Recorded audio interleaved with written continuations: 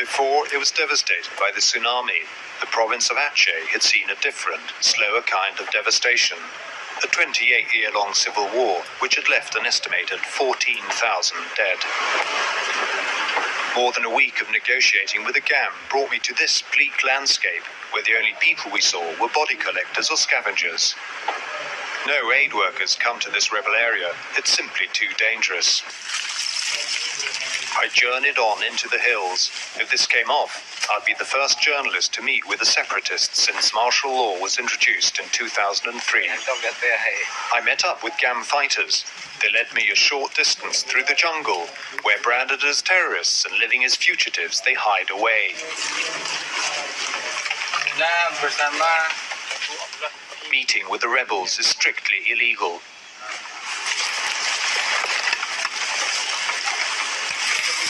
But Commander Muharrem, the GAM's top leader in North Aceh, was keen to meet me. He'd trekked for 14 hours through the night. He wanted to explain the GAM struggle in one of the world's longest-running and least publicized civil wars. I wanted to know how the tsunami would affect the conflict.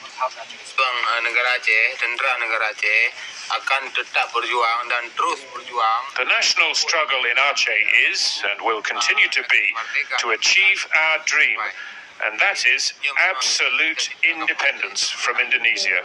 Jadi kamu mengharapkan kemerdekaan yang hakiki.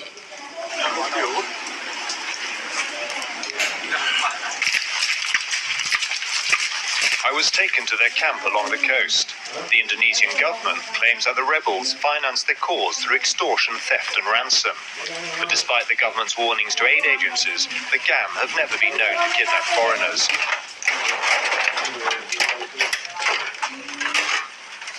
We passed through flattened villages where the rebels' families had lived. They'd been among the tens of thousands who'd perished in Aceh on Boxing Day. The commander told me the tsunami killed none of his men because they'd been in the safety of the hills. As a force, the GAM may be undiminished by the disaster, but without the villagers, they'd lost their main source of supplies. We reached the GAM camp in the hills as night approached. An air of sadness prevailed here. From their vantage point, the men had seen the tsunami hit. When I realized my family and so many people were gone, I was grief-stricken. I didn't have the heart to see it. I couldn't stand it. It seems now that everything is gone. But these men had fared better than their enemy. The local Indonesian army barracks on the coast below had been hit full force by the tsunami. Thousands of soldiers must have been among the dead.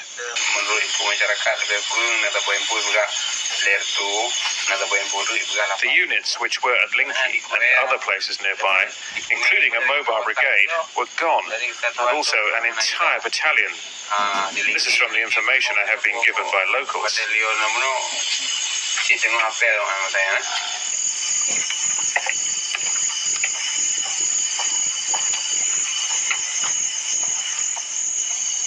The tsunami has brought the eyes of the world to this most devoutly Muslim part of Indonesia.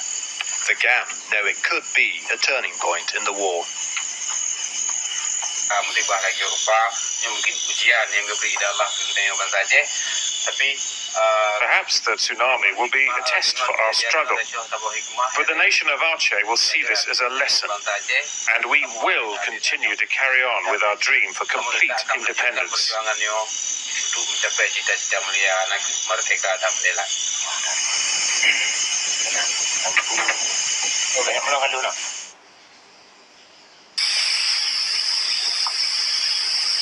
At dawn, this guerrilla camp seemed almost idyllic and a world away from the violently scarred landscape below. In a place also scarred by violent conflict, the government, the UN, and the rebels have all now promised to push for an end to decades of bloodshed. The GAM declared a temporary ceasefire the day after the tsunami. But even as the government talked peace, its troops were sweeping the hills, searching for the rebels who they accuse of looting and robbing aid convoys. So, Aceh remains in a high state of tension. The commander's nervousness had soon become evident.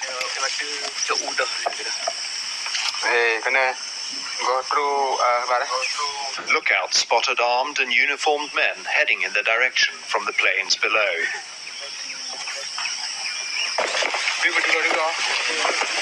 The fighters rallied to investigate.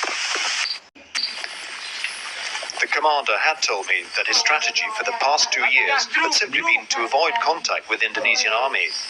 Now that strategy was abandoned as he headed to intercept the intruders, ordering his men to approach the enemy in a pincer movement.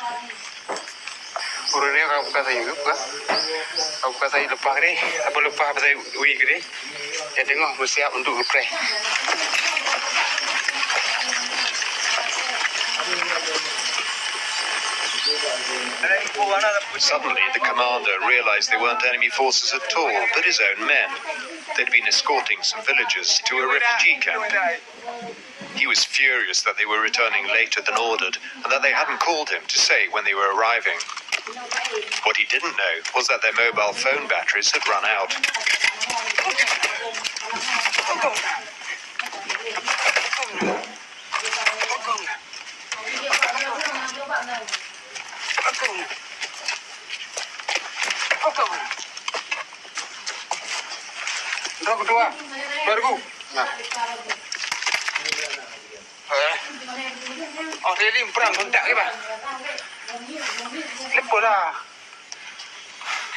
Commander Muharrem said he'd let the men off lightly because of my presence.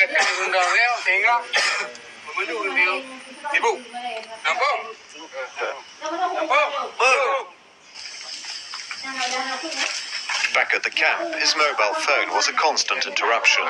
Some calls were to coordinate body collections, others to fix aid deliveries to locals and food for his force.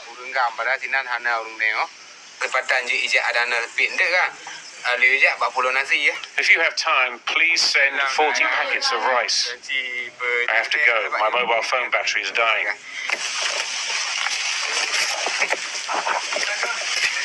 The proposed ceasefire would benefit GAM, not the Indonesian army. On the run for 2 years, the rebels need to regroup. They know the government's unlikely to allow that. At some point, they'll attack us again. We have learned to expect this from our previous experiences.